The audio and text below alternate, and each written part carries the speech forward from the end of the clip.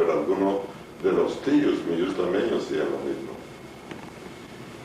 También iba a mercados, a ciudades cercanas, como para mencionar. Yo alguna vez escribí unos artículos en el Ayón, usted se acuerda, y mencioné la ciudad de Rico, que era 18 kilómetros. Mi abuelo iba el día del mercado allá a vender. ¿Qué es lo que vendía? Semillas. Semillas para que los campesinos siembren trigo, comida para los ganaderos, demás, todas esas cosas. Ni siquiera se hicieron intercambios de plata, sino el campesino le entregó tanto y mi abuelo le entregó al campesino mercadería por valor de un puesto. Esa mercadería que vendía su abuelo, él no la producía, él se la compraba. No, todo era comprado. Comprado y se lo vendía a los campesinos. ¿Cómo se transportaban, don Abraham, para ir a los mercados?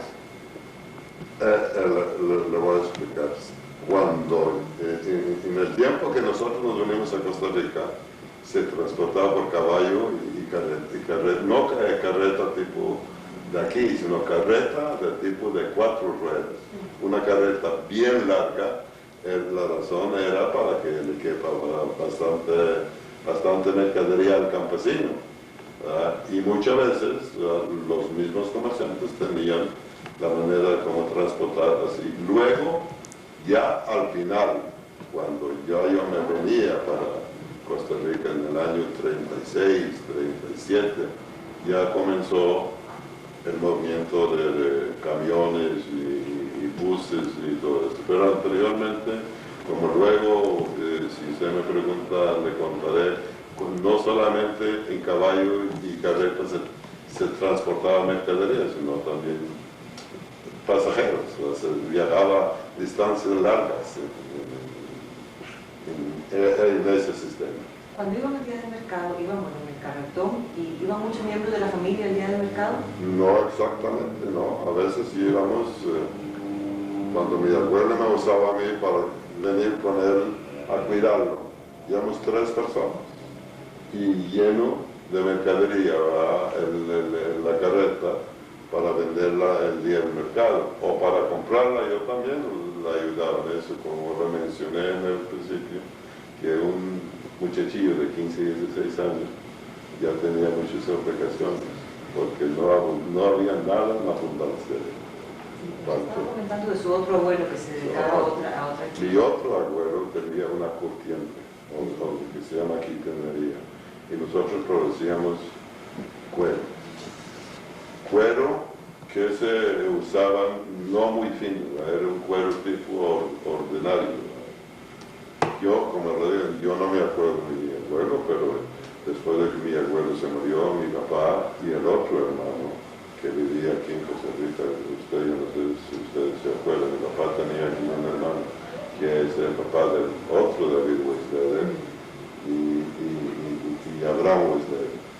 Él también usaba la misma tenería y también producía cuero. Si usted quiere que yo le detalle más cómo se llegaba a comprar los cueros y el procedimiento, no sabré muy bien cómo explicarle el procedimiento de eso, pero sí la manera como no, sería interesante que nos comentara un poco de cómo funciona la industria. Venían comerciantes de otras ciudades, de los rastros, donde se mataba ganado, ya con cuero, porque con lo que producía en Xelogó era muy poco para que se trabajaba tenerías. En Xelogó la industria de la tenería era bastante grande. No es que había grandes fábricas, bastante grande, que muchas personas tenían tenería y se ocupaba muchos cueros. Entonces trajeron de otros pueblos en ese mismo sistema de transporte y se parquearon como se parquea ahora un camión. Y fueron de un dueño de tenería y otro dueño de tenería a decirle: yo traje 50 cueros, ¿querés comprarlos? Ese es el precio, a como estaba el precio un día. Y siempre llegaban, igual como aquí el comercio, y no era diferente, ¿verdad? Se daba crédito también se daba letras, lo que se llama, a 30 días, a 60 días, y así se hacían los negocios. Esos cueros, ¿verdad?, tenían su procedimiento que se quitaban, como se quitaba el pelo del cuero, y se convirtió poquito a poco en cuero, porque antes lo que era una piel y poco a poco se convirtieron en cuero, y luego esos cueros se les vendía a otro tipo de señores que lo convirtieron en cortes para hacer zapatos. Exactamente, que era un cuero ordinario, no era fino, no era los charoles o gamuzas o todo eso. Mucha gente trabajaba para zapatos, ¿verdad? En un chelo. Eso le iba a decir, Yellowhawk esa industria suplía a los zapateros. Eso lo entienden casi todo en Yellowhawk, esas pieles que ya estaban listas, ya Sí, esos cueros para zapatos. Se vendían en el mismo Yellowhawk a los a los artesanos. zapatos. También vinieron de otras ciudades. Yo lo puedo, el comercio era comercio toda la vida. Había gentes, por ejemplo, yo me recuerdo, no es que lo conocía, pero claro que lo conocía, el abuelo de Manuel Bázaro. Era un señor que era un agente. Cuando vinieron comerciantes a comprar los cueros, iban a donde él, ¿verdad?, y él lo llevaba a donde su abuelo, donde mi abuelo, y le decía, aquí hay una gente que viene de Bielorrusia. Bielorrusia no era otro país, era parte de Polonia, ¿verdad?, pertenecía a Polonia, y quiere comprar ese tipo de botas, ese tipo de zapatos, y así se comunicaba y así se hacía el comercio. ¿Esas industrias, pequeñas industrias de cuero, las tenían en la misma casa o las tenían en otros locales alejados de la casa? No, una tenería no se puede tener en una casa, y para tener una tenería, claro que usted no se acuerda, pero yo me acuerdo muy bien cuando su abuelo tenía la tenería, yo iba muchas veces ahí, ¿verdad? Y entonces se necesitaba un terreno enorme terreno, y atrás había un lugar donde estaban los talleres, y que no se podía hacer en el primer lugar, y tenía que tener un río, porque sin río, eso hubiera dejado, como no había los sistemas que hay ahora para limpiar el ambiente, sino así se iba la basura, el mal olor, todo se iba con el río. ¿Y quiénes trabajaban ahora? ¿La familia o contrataban polacos para trabajar con ustedes? No, la mayoría era polacos, muy pocos. Se usaba polacos también, pero la mayoría era la familia que pudo trabajar, y también había trabajadores, pero la mayoría de los trabajadores eran judíos, no eran polacos. Pero se usaba polacos, no es que se discriminaba. Los polacos en la zona de donde yo vengo, de Polonia, eran el 99% agricultores y no se dedicaban al trabajo. Había unos cuantos zapateros, había unos cuantos que trabajaban con ella, pero muy poco. No porque se discriminaba contra los polacos, no, eso no. Si decir eso sería decir incorrecto, más bien los zapateros se los usaba muy bien, igual como los nobles. Esa parte en el centro de Yellowhawk, que no eran los campos agrícolas donde vivían judíos, ¿vivían también ahí muchos polacos o casi solo vivían judíos? Bueno, ¿Cómo era la esa es población? yo le voy a contestar a esa pregunta, si la voy a usar un poquito más. Había no judíos que vivían dentro de los judíos, ¿no? Así es que no es que estábamos, pero el porcentaje era muy pequeño. ¿Cuánto era la población? Yellowhawk, en el tiempo que yo me vine, tenía cerca de 10,000 familias. Puede ser que 9 o 8. Entonces yo diría que tal vez 500 de esas familias que vivían en Yellowhawk eran no judíos, pero los alrededores eran todos polacos. Uno que otro judío que Eran los campesinos. eran campesinos, pero los alrededores inmediatos, donde yo vivía, y voy a usarle a la familia, por ejemplo, de su papá o de su mamá varias veces, ¿verdad? Para donde vivía su abuelo paterno no había ningún goy, eso era 100%. El único goy que había era tal vez uno que tenía un bar o una cosa ¿Mi abuelo paterno cómo se llamaba? se llamaba Shapson Fancy. Fanny, yo me acuerdo. Y donde vivía su abuelo materno ¿El nombre de él era? era Buga. Weisleder. También, sí. Allí, ¿no? Allí tampoco había goy, muy poquito, uno que otro, ¿verdad? En cambio, donde yo vivía, donde ya comenzó, ya había más goy, si yo digo goy, no judíos. Pero en general había muy pocos dentro de la zona donde... Dentro de Shelokov no llegaron a 1000 familias, pero los alrededores eran netamente, ¿qué es lo que llamo yo alrededor? Un campo que era 2 kilómetros de Shelokov. Ellos usaban a la ciudad de Shelokov para todas sus necesidades, porque ahí tenían pulperías pobres, escasas, no conseguían nada. Cuando necesitaban algo, tenían a 2 kilómetros, no es una distancia, es una distancia que se camina. Por ejemplo, para dar un ejemplo, en la calle donde yo vivía, se iba a los bosques. Nosotros tuvimos muy buenos bosques. Y en el verano, muchísimos judíos se pasaron a pasar el verano en los bosques. En los bosques vivían solamente polacos. Eran los dueños, excepto en el verano, cuando alquilaban o cuartos o casas enteras a veces alquilaban, ¿no? Durante los 3 meses escolares, vacaciones de la escuela. Entonces ellos se fueron a vivir lo que nosotros llamamos, yo no sé el nombre exacto, cómo se diría en español, pero en polaco se llamaba Stodol. Usted sabe lo que es Stodol. Stodol es el lugar donde ellos tenían todo lo que habían cortado, el trigo y todo almacenado.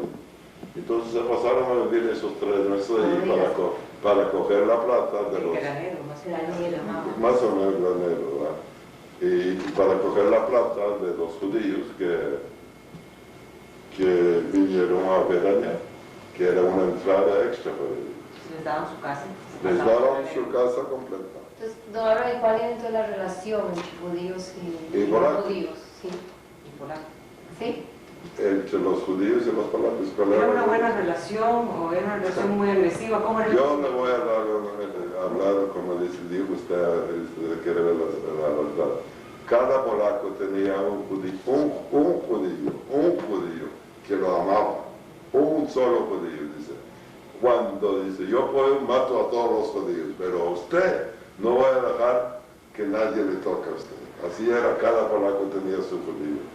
No solamente los pobres, sino los grandes, lo que se llaman los dueños de la tierra. En mi tiempo todavía, la tierra de Polonia pertenecía a digamos 400 o 1000 personas, y los demás eran obreros o eran peones de esa finca, ¿verdad? Que se llama Ahoy. Yo no sé si usted ha ido alguna vez a conocer eso. Ahoy es un pubes. ¿Usted sabe qué es un pubes? Un pubes es una persona que es el dueño de miles de manzanas de tierras. En un hoy porque tenía que haber bosque. Pero hacienda es una palabra pequeña, muchísimo más grande. Y él tenía gente que trabajaba para él. Y según la Constitución polaca, él tenía tantos derechos, aún en los tiempos que ya en los años 36, 37, ya el progreso mundial había alcanzado que no existiera esclavitud. Eso era un tipo de esclavitud. Pero, sí. Los feudos. Exactamente, feudos es la palabra.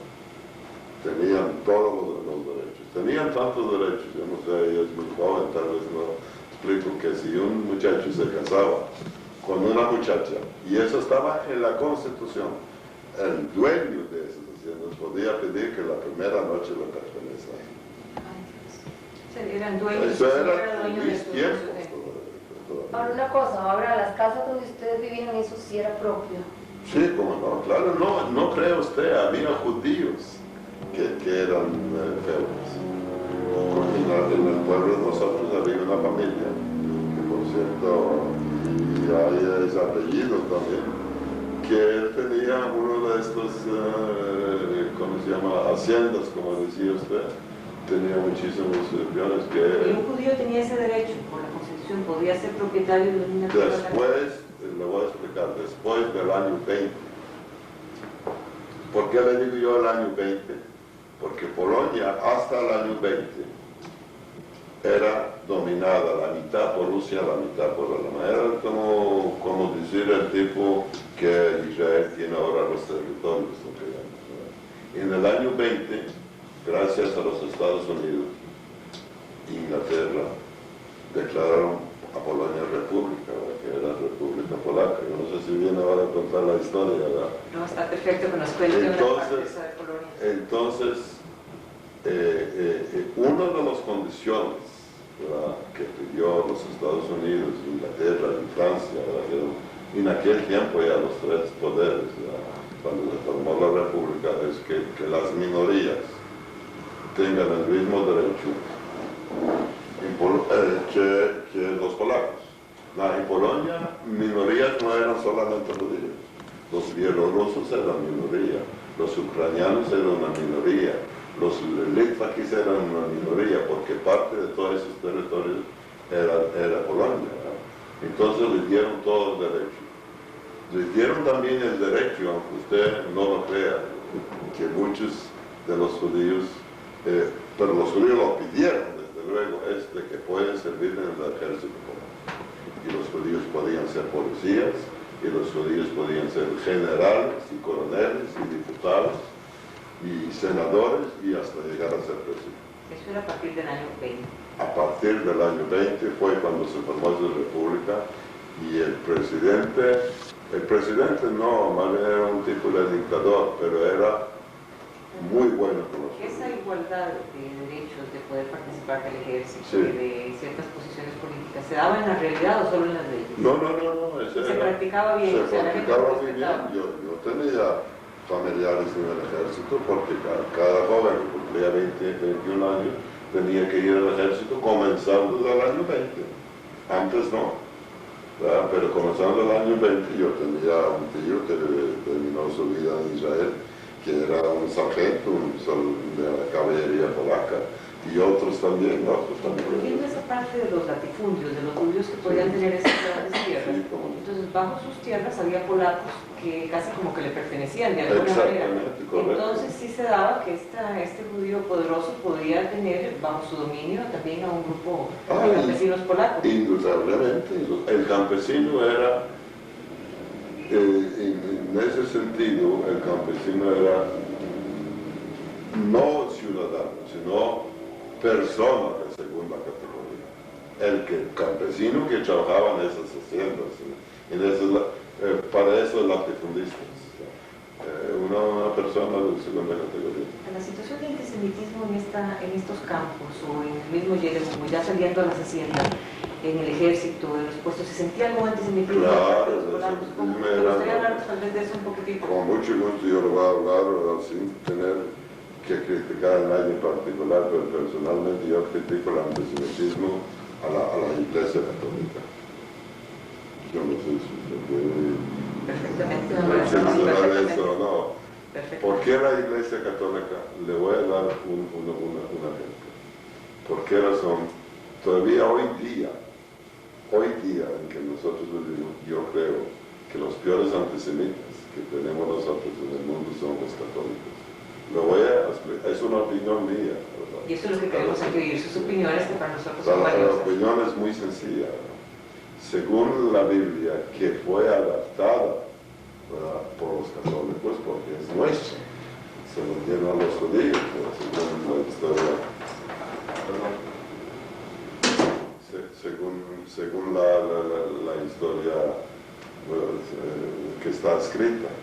Entonces, nosotros somos el pueblo escogido por Dios. los católicos, los primeros papas que existieron, quieren todavía hoy día robarnos ese privilegio de que somos los escogidos por Dios. Y la única manera que ellos se consideran los herederos absolutos de eso, que ellos realmente, si usted conoce bien, yo estoy seguro que lo conoce, la religión cristiana no se llama cristiana, se llama judeo-cristiana, porque ellos dicen que ellos son los escogidos por Dios. ¿Y cuál era la única manera de realmente probar? Al liquidar al judaísmo. Entonces ellos hubieran quedado los verdaderos herederos de este que yo no sé de qué nos ha servido, porque si somos escogidos por Dios, yo no sé. El pueblo polaco era muy católico. 99%. Y muy fanáticos en su religión. Muy fanáticos. ¿Usted cree que eso influía entonces en la Desde luego, no hay ninguna duda. Todo el que era liberal, el que no era fanático, no digo que no era católico, sino que no era fanático católico. Era gente muy, muy buena. Había gente en el pueblo de Jericho, y su papá, su mamá, lo conocía igual que yo. Yo iba a la escuela junto con judíos y polacos. Nosotros íbamos. Eso también fue una de las conquistas, ¿verdad? De que en las escuelas públicas pueden ir juntos judíos y polacos y que nosotros podemos guardar nuestro sábado, que fue una gran conquista, ¿verdad? Sí, claro, nos va a hablar tal vez un poquito de eso, ya que pasamos un Ya poquito que de esa sí. parte. Pero no, lo que quiero decirle, y había gente muy liberal. Yo tenía maestros que eran liberalísimos, que era gente que cuando algún no judío me quería pagar, dice, usted le pega a él, dice, me pega a mí, dice, y yo voy a ver cómo me desquito con usted, porque nosotros éramos, aunque éramos la mayoría en las escuelas, pero siempre tuvimos ese miedo, ¿verdad? Pero la generalidad era de gente más antisemita. Mucho. La mayoría. Pues en mis tiempos yo no diría la mayoría. Tenía cierto odio, antisemitas peligrosos en nuestros tiempos, ¿verdad? Cuando yo era muchacho, la edad de ella, ¿verdad? Y eso, yo no se entendía muy bien con los no judíos. Yo tenía amigos. ¿Usted tenía relación con los no judíos? Claro que sí. ¿Tenía amigos no judíos? Tenía gente que conocía, igual que sus padres, ¿verdad? Y venimos en la escuela y conversábamos y hablábamos y no era, yo tenía que hacer mis tareas y como yo vivía en una sección que no todos, no era muy 100% judía, a veces yo hacía mis tareas junto con no judíos. Me gustaría tal vez que nos hablara, ya que estamos en la educación. La educación dentro de la población judía, la mayoría usaban solo, digamos, el género, la educación judía, o un gran porcentaje tenía educación de escuelas públicas. Era obligatorio. Era obligatorio. Era obligatorio. Tenía que ir a la escuela. Todos los niños cuando cumplían 7 años. Lo que pasa es que en ese pueblo de donde yo vengo era muy pobre la educación. Solamente había escuelas públicas. Punto. Si usted quería ir a un colegio de segunda enseñanza, tenía que viajar ya a una distancia muy lejos o irse a pasar a vivir allá, y que era casi imposible de hacerlo por la situación económica. ¿La educación judía qué consistía? Eso estoy hablando de la educación general. La general. ¿Y la judía en qué consistía? La judía en mis tiempos estaba dividida en 3, 4, 5 sistemas.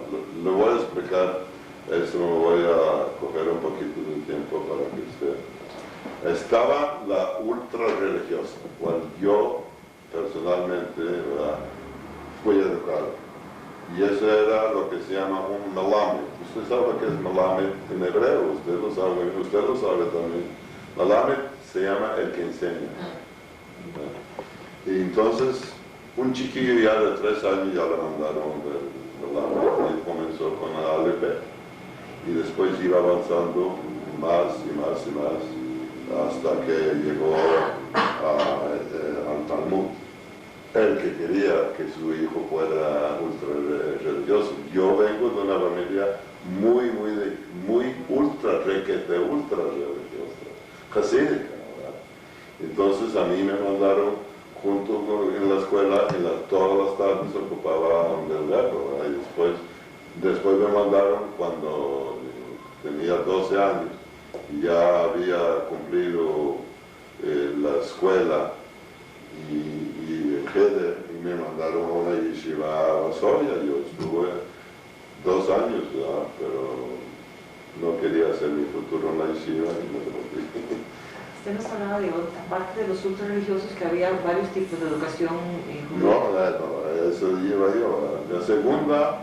El segundo enseñanza judía se formó lo que se llama, había una organización muy poderosa que era socialista, como decir social cristiano, no social cristiano, sino socialdemócratas aquí, que se llamaba el Bund. No sé si usted ha oído mencionar el Bund. El Bund tenía sus escuelas. Ellos calcularon que los valores judíos no son exactamente la religión, sino valores judíos son otras cosas. Su historia, ellos lo interpretaron de otra manera que los religiosos, ¿verdad? También había muchísimos escritores, ¿verdad?, que escribieron si la literatura judía es una, y se puede comparar o superior, ¿verdad?, que los Estados Unidos, para dar un ejemplo. Teníamos filósofos, ustedes han oído hablar de Spinoza, no lo dudo, ¿verdad?, pero había muchísimo más, ese no es el único, y en eso se basaron ellos la educación. Esa es la número 2. Después había el número 3, que era el movimiento sionista, que cada muchacho, ¿verdad?, aún como yo, ¿verdad?, que era del sector religioso, tenía un deseo de ser misionista a cualquier edad, y allí se enseñaba otro tipo de educación. Por eso yo le dije que había 3 diferentes tipos. Por ejemplo, en las yeshivas nunca se enseñó hebreo, aunque yo sé muchas palabras, pero no es hebreo. Es lo que nosotros llamamos la Shama HaKodesh. En los movimientos helenísticos tenían escuelas, ¿verdad?, que enseñaban el hebreo ya el mismo que se usa ahora. Que después fue adaptado por Israel, ¿verdad? Entonces, en la población judía que teníamos en Yelko, la mayoría hablaba que Yiddish. La mayoría hablaba Yiddish. Y algunos hablaban hebreo. Y déjame agregarle, la mayoría en aquel tiempo eran comunistas y socialdemócratas. Esos son los 2 que tal vez usted al principio nos dijo que eran 5. Sí, exacto. Los comunistas... Sería como el cuarto. Los comunistas eran judíos, ellos decían que son judíos, pero sin poder practicar su religión. No lo permitieron. ¿Usted cree que la mayoría entonces se iban a la parte comunista y socialista y no a la parte religiosa? No, claro que la mayoría, usted se puede imaginar el por qué, porque había hambre, y el comunismo y el democratismo, ¿verdad?, o era socialismo, ¿verdad?, decían que era. Después hacía promesas de que la situación iba a mejorar y que no íbamos a pasar hambre. La mayoría iban con esas tendencias. Primero lo que la gente quiere es llenar el estómago. ¿Cómo calculaba usted la población religiosa dentro de ese grupo judío? De ese porcentaje, yo diría que la población religiosa, lo que se llama no fanática, sino religiosa en general.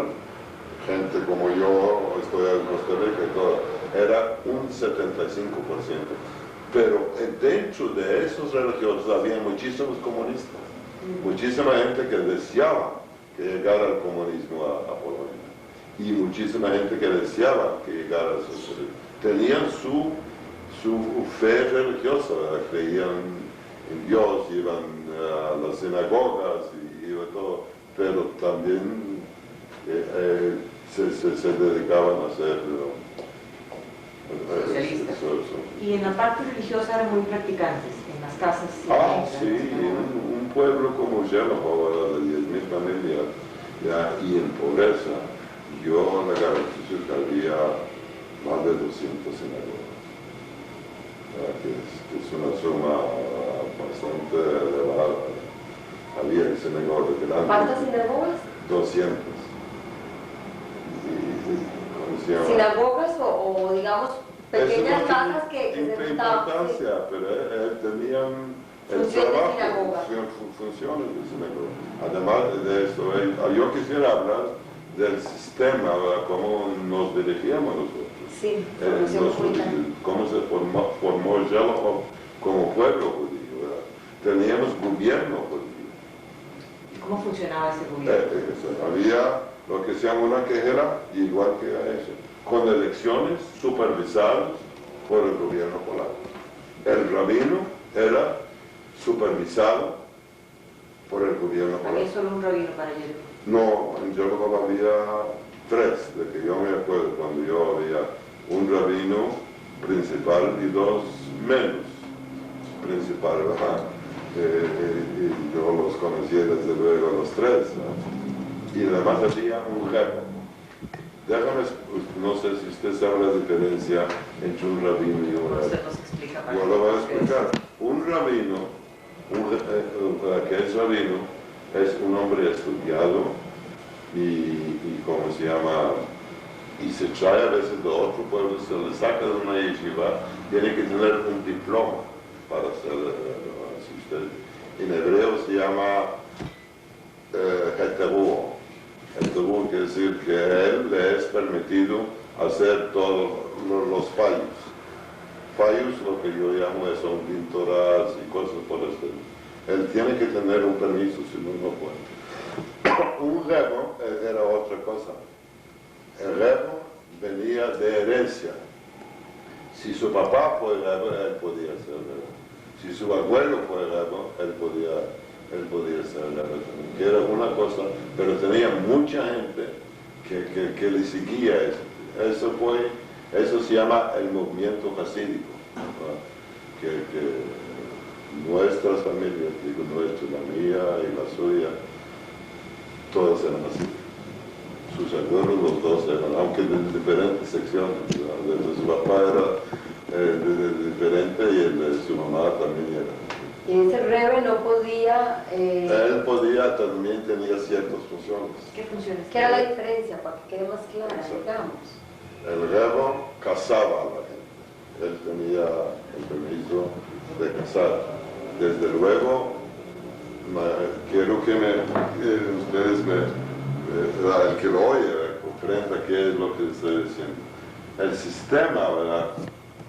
En la municipalidad, o lo que se llama el magistrat, ¿verdad? Así se llamaba en polaco. Ahí se apuntaba los nacimientos y todo, pero para ellos, para economizar trabajo, le decían los judíos, ustedes llevan, cuando nace un chiquito, vayan donde el rabino. El rabino apuntaba toda la semana cuántos chiquitos nacieron y a quién nacieron, cómo es el apellido, las fechas, y los llevaba a la municipalidad y ahí los hacían con el certificado de nacimiento. Eso era. Entonces, el rebo podía casar, podía hacer circuncisiones, ¿verdad?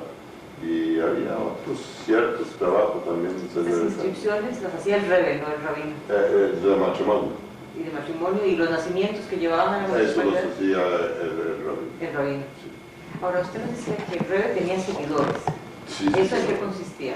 Gente, bueno, si mi abuelo fue un hasid de ese rebo, mi papá también lo fue, y después yo, si no me convertí en un hombre que no quería ser más hasid, pues también me seguía en eso, ¿verdad? Que eso comenzó allá por los siglos, el movimiento hasídico comenzó por el siglo XVII, ¿verdad? Con el famoso rabino que se llamaba Baal Shem Tov.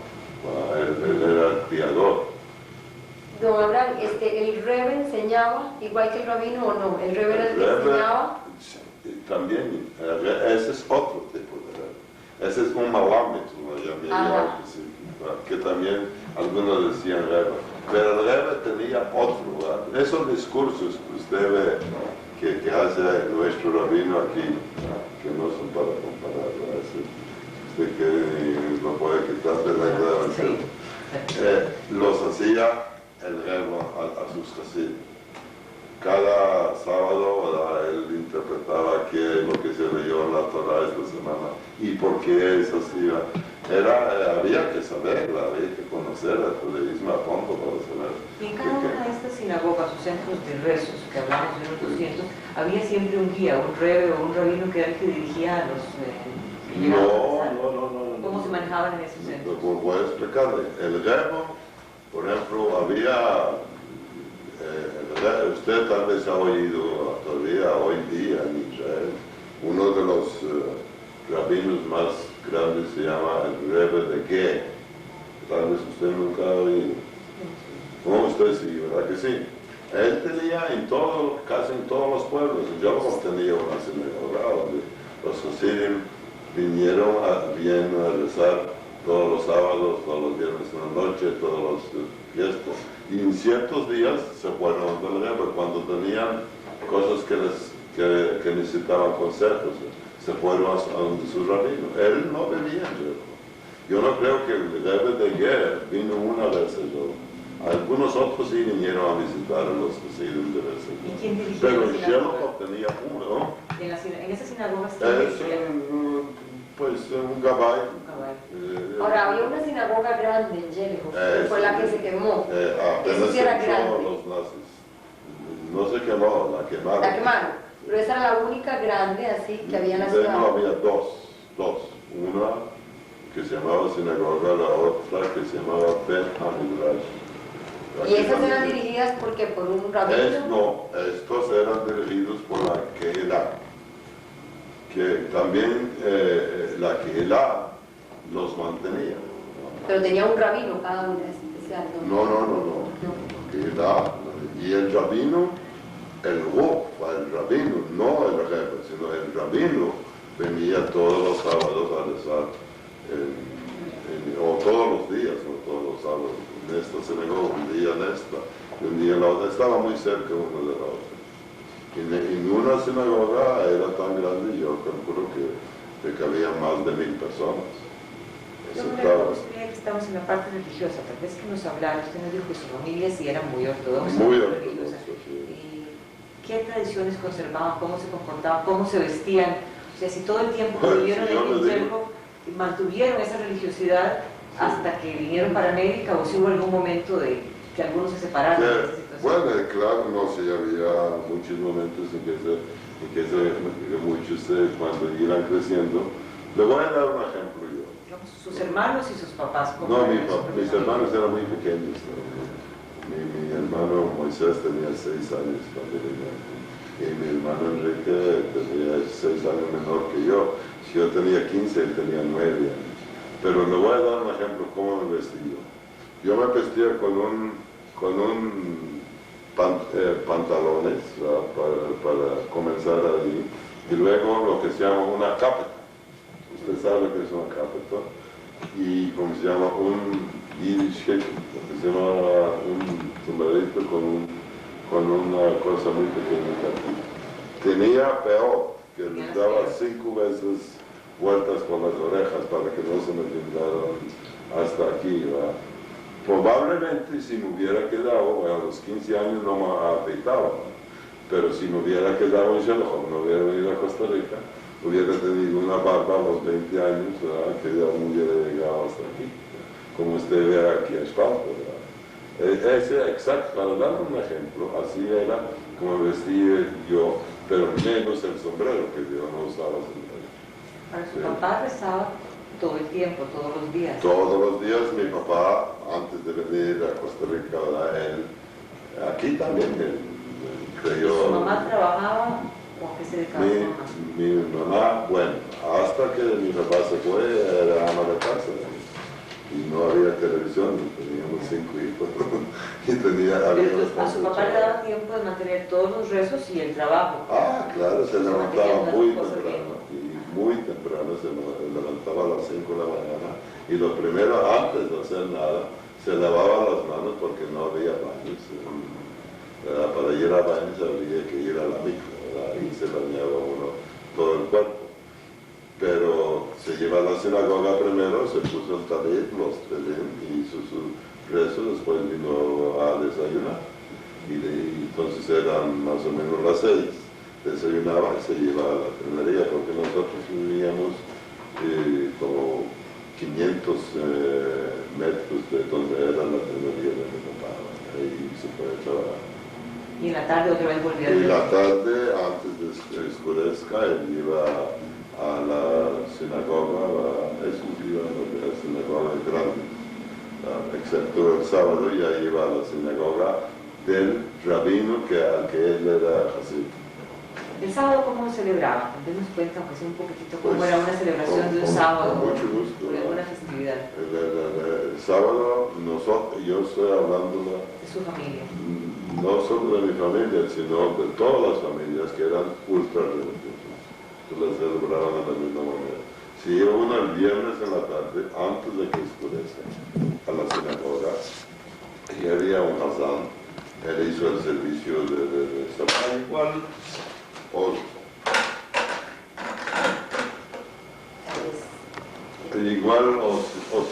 similar, digamos, como se hace aquí.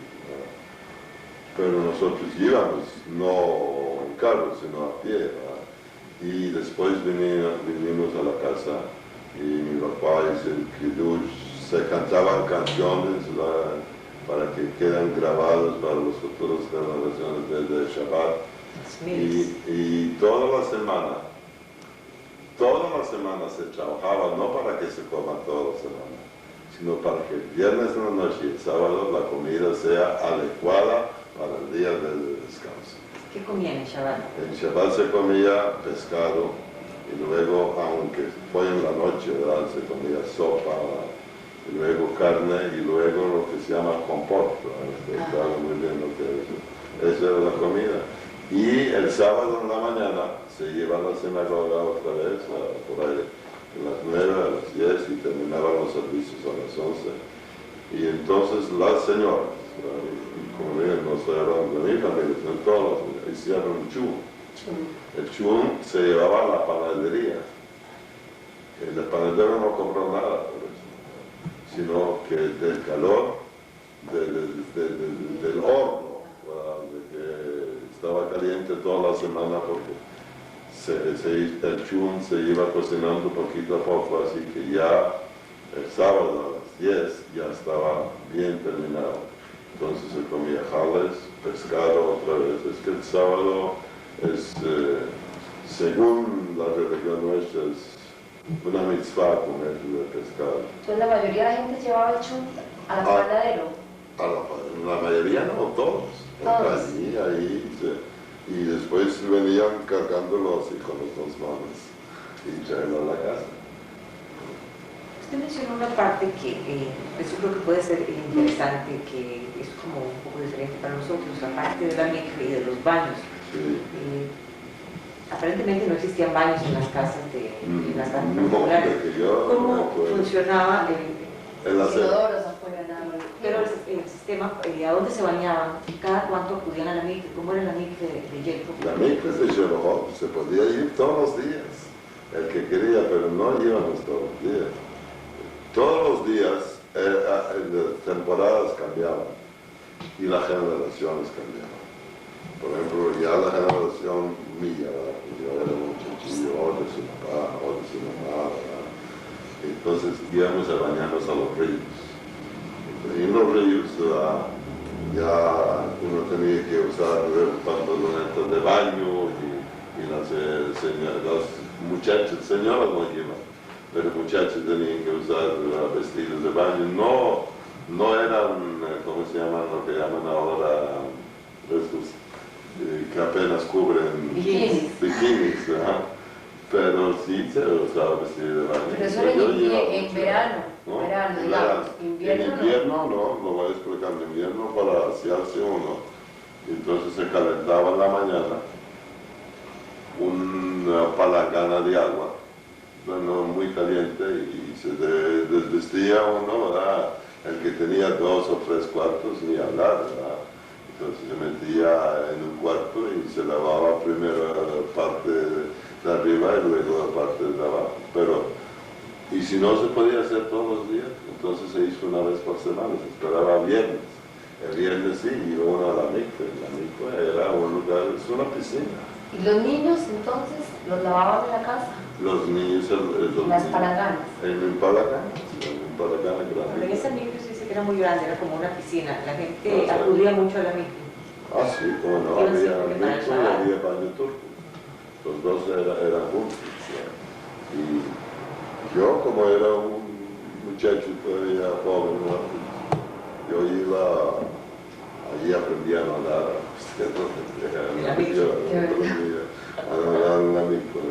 La mikve era ciertas horas iban hombres y ciertas horas iban mujeres.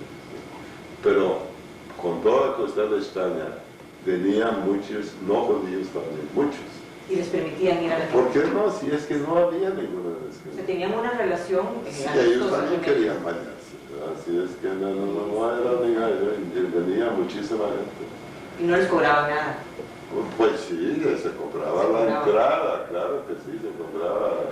No eran mucho, pero ciertos centavos. ¿El agua era caliente o era fría? Había 2 separadas, una caliente y otra fría. Mucha gente, los muchachillos jóvenes como yo, entonces íbamos a la fría. Y los que no eran tan jóvenes iban a la caliente.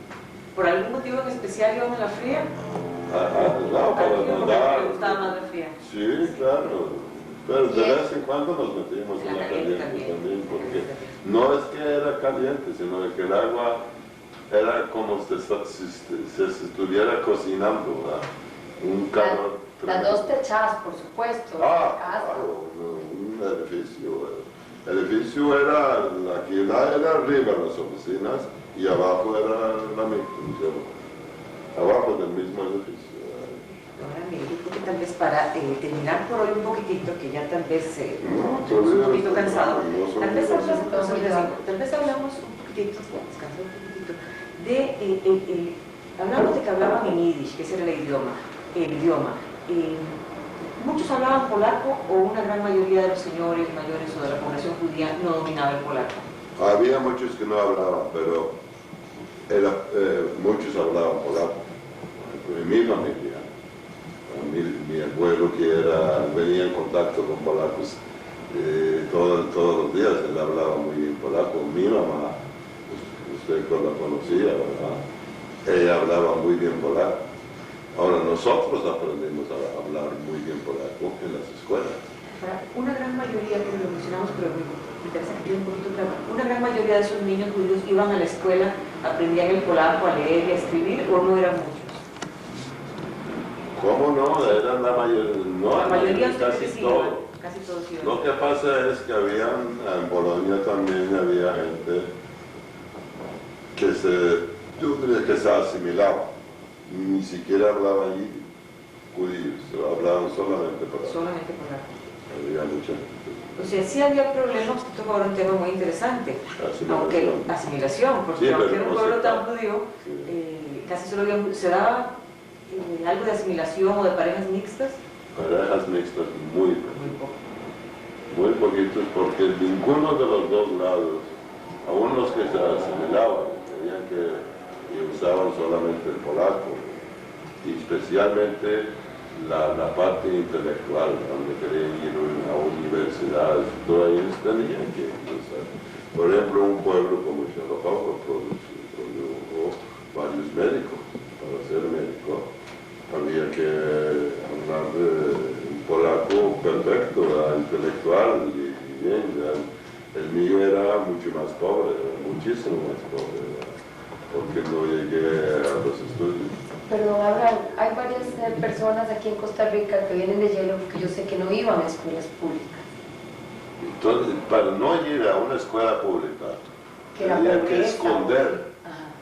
¿verdad? Y no decir que no van. Pero si no escondían, ¿verdad? Porque uno hace muchas cosas, yo le voy a contestar por qué. Es cierto lo que usted dice. Yo sé que aquí hay trabajo de mayoría. ¿Usted sabe por qué no iban a la escuela pública?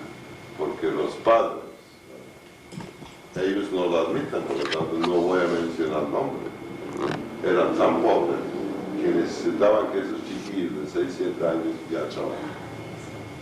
Entonces, ¿cómo lo iban a mandar por 4 o 5 horas o medio día a la escuela?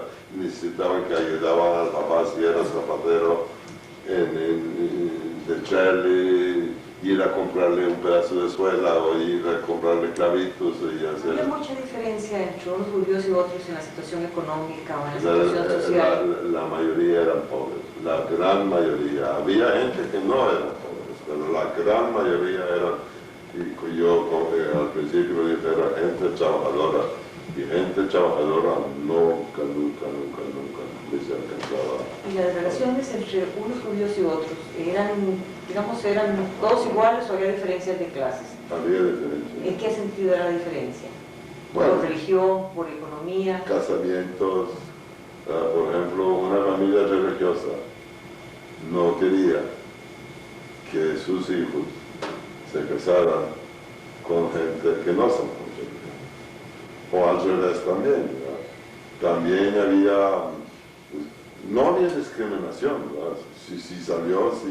Si un muchacho comenzó a salir con una muchacha que era pobre, yo no creo que los padres se ponían, pero el sistema religioso también tenía, ustedes han oído hablar de eso, y aquí se practicaba también en Costa Rica, cuando nosotros llegamos primero a lo que vamos a venir mañana o otro día, ¿verdad? Mañana llegamos a Costa Rica. Se practicaba, muchísimos jóvenes se casaron por shidduchim, se llama, ustedes saben lo que son shidduchim. Ahora, ¿cómo funcionaba eso? Antes de seguir en eso, Sí. don Abraham, la gente que tenía más dinero, Sí. era la gente que tenía más acceso a ser religiosa, podía dedicarle más al estudio. No, yo creo que al revés. Los que eran más pobres ponían su deseo, ¿verdad? Y al único que podían pedirle ayuda era a Dios. Pero no es cierto que la gente que tenía cierta No. solvencia le dedicaba, no tenía que trabajar, podía dedicar más. No, yo no conocía entiendo. ese tipo de gente. Yo supongo que probablemente en las ciudades grandes sí existían esa gente, pero no existía ese tipo de gente. Cuando usted nos hablaba en eso de las relaciones Usted quería y la parte de los cómo- yidajim y cómo se conocían, pero era lo mismo, por ejemplo, ser el zapatero o ser el sastre o ser el hijo del rabino o el carnicero, o había diferencias. Bueno, primero hay que eliminar a los El rabinos. rabino era otra categoría. No están, ellos se casaban como los reyes hoy día se casan en Cholorra. Usted nunca ha visto que imagínense que el que va a ser rey de Inglaterra, ¿verdad? Se casó con una Sí. y ve las dificultades. Así eran los rabinos. Los otros, más o menos uno buscaba gente de la misma clase. ¿Cómo se hacía un Shidduch? No, ya no, mis tiempos ya había cambiado un poco, ¿verdad? Pero en los tiempos anteriores, yo quisiera hablar un poquito más de eso. Extiéndase un poco y nos cuenta un poco sobre ese tema. En los tiempos míos ya existía en Yellowknife, yo estoy hablando de Yellowknife, y yo supongo que Yellowknife era igual como cientos de otras ciudades pequeñas, ¿verdad? Ya la juventud comenzó a reunirse en clubes, bailar muchachas con muchachos que no se practicaba antes. Entonces ya comenzó, cuando uno baila con una muchacha y ella le sonríe a uno y uno no sonríe a ella, pues usted no tengo que decirle que se gustan y se casan, ¿verdad? Entonces ya había cambiado. Pero anteriormente a eso, cuando especialmente en las casas muy religiosas, cuando un señor tenía una hija de 18 años, se fue en un shadchan. Usted sabe lo que es un shadchan. Pero cuéntenos mejor para Sí, un shadchan, eso era el oficio de él. Él hacía pareja. Le llegó y dice, mire, señor Manuel, o como quiera que sea, tengo una niña de 18 años es bien bonita y todo, y quisiera que me encuentre un novio para ella. Entonces dice, no se preocupe, yo se lo encuentro. Y había varias maneras de cómo el Shatko buscaba la novia. Si era una familia de un poco más adinerada, él se fue a una yeshiva, ¿verdad? Porque los muchachos que estaban en la yeshiva eran los más buscados, porque ellos no trabajaban, sino que estaban dedicados día y noche a aprender lo que es la Torah. Entonces, entre mejor alumno era, más rica podía conseguir una novia, aunque hubiera sido de un hogar pobre, pero si era un buen Talmud, lo que sea, usted sabe lo que es Talmud, alumno, ¿verdad? Entonces el Rosh Yeshiva, si yo tengo uno que es un genio, ¿verdad? Y entonces el muchacho se lo llevaron. Había casos de que ni siquiera él no vio a la novia, sino que vio a la familia del novio, y la familia lo vio a él, ¿verdad? Y lo vio como se parece, ¿verdad? Y a veces hasta llamaron al rabino, para que el rabino le pasa a ver si de verdad sabe lo que dice el Rosh Yeshiva, que dice. Lo mandaban a revisar. No es que buscaban que sea elegante o bonito, que esté bien, sino cuánto sabe.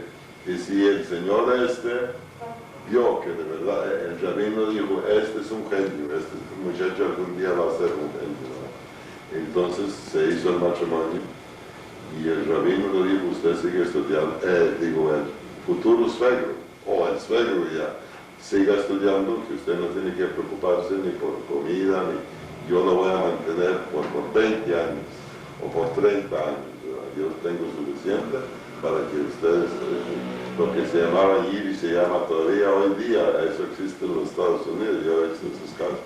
Ahora anda aquí un señor que probablemente a él le prometieron también, esta hora en Costa Rica, ¿verdad?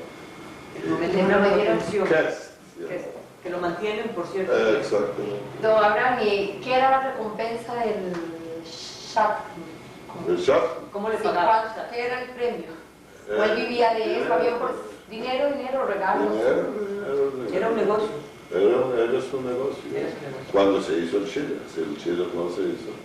No le pagaban nada. Bueno, es más, le voy a explicar, ¿verdad? Y es bueno, ¿verdad?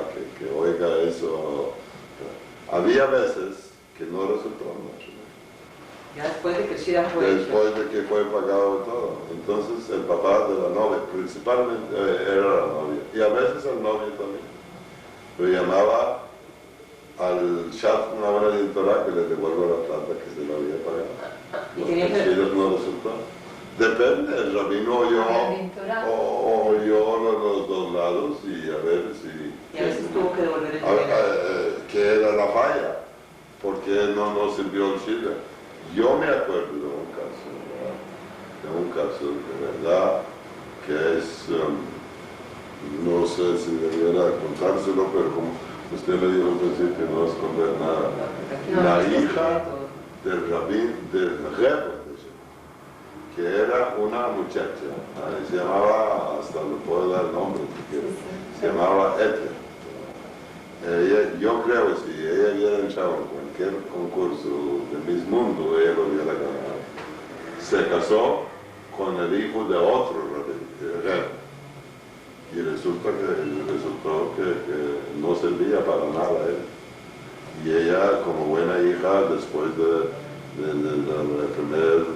los primeros días, se fue donde el papá y le dijo, él no cumple. No puede cumplir los deberes que debe cumplir. No es que le voy a dar ahora los detalles de sus deberes. Y el jefe de Jeroboam le dijo, yo quiero que usted me divorcie a mí, que no era cosa muy común. No era muy común el divorcio. Eso le iba a preguntar yo. ¿Había mucho divorcio, había poco divorcio, no se oía nunca? No había mucho, porque los rabinos siempre trataban de arreglar. Y él no quería divorciarme. Y a mí era un escándalo tremendo. ¿Y la divorció? Cuando yo me fui todavía estaban separadas. Ella nunca volvió. Se fue, lo mandaron de Warsaw, de donde vino. Y ella, bueno, llegó Hitler y los liquidó a todos. Usted lo mencionaba de un cambio que empezaba a darse ya en su época, vamos ahorita a mencionar en qué año, que ya las parejas empezaban a conocerse, a ir a bailar. Bueno, yo me acuerdo. ¿En qué año estaríamos hablando? Yo me acuerdo en los años, yo diría de los años 80, comenzando en el año 80. Ya nosotros, yo no, todavía no, pero antes de venirme a Costa Rica, ya en el año 86, yo iba también buscamos grupos y hacíamos como bailes, muchachas y muchachos, y ya comenzó a cambiar totalmente. Alguna vez esos muchachos que participaban de esas fiestas con muchachas, Sí. ¿ya no se vestían al estilo religioso o iban vestidos así? Bueno, uno podía, pero ya cambió, ya yo, al menos en el caso mío, ya yo no usé la capita larga, sino que ya me hice un saco. Igual fue que todos los muchachos modernos, ya me había cortado los Ya se payos. cortaban los payos. Y ya era, parecía... ¿Cuándo se cortó los payos usted? ¿Y por qué motivo? Sí. Le voy a explicar. Sí. Cuando volví de la yeshiva de Varsovia, entonces me fui al barbero, el primero que me dio aquí también, todo ese disfraz. Ya no quería seguir con ¿Qué eso. dijeron no sus sé. padres? ¿Cómo ¿No? fue? Bueno, mi papá estaba en Costa Rica. Ya él estaba. Su papá Sí, vino antes. y mi ustedes. abuelo, si usted que usa exactamente las palabras que él usó cuando me vio con una jacket corta y sin payas y todo. Las palabras exactas fueron: Abraham dice, ¿por qué dice no se metió de una vez a la iglesia? Se convirtió? Para él fue un golpe duro. Para él fue un golpe duro, porque él veía a mí lo que algunos veía de que creía él que yo iba a ser rabino. Ahora usted hizo ese cambio estando en la yeshiva, ya en Varsovia, decidió que ya cortaba con eso. Ya, ¿Qué lo hizo cambiar? ¿Qué pensó? ¿Varsovia? Varsovia. Grande. Claro, ya era otra cosa, ya no era Shalom. Ya en Varsovia ya era otra cosa. Yo vivía en un tiempo, para contarle, en un tío mío, él tenía una imprenta. Tenía una hija de mi edad, más o menos.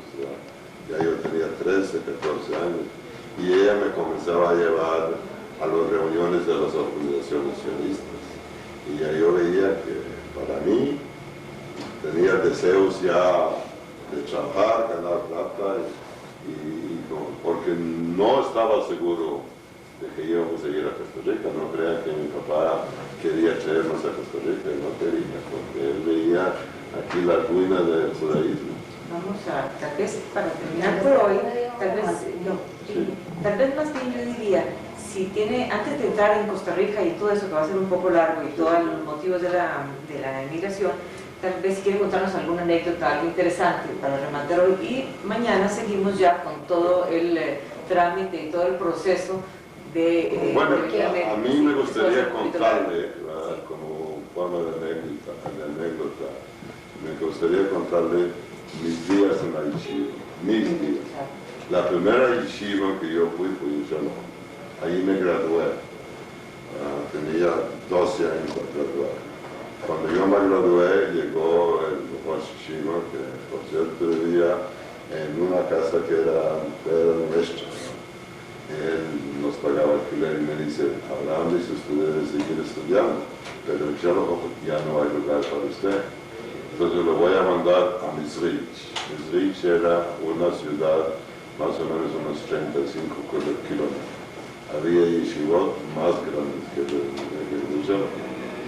Entonces, ¿cómo se mantenía un muchacho como yo que mi mamá me mandó con 2 colones? Diría, para dar un ejemplo.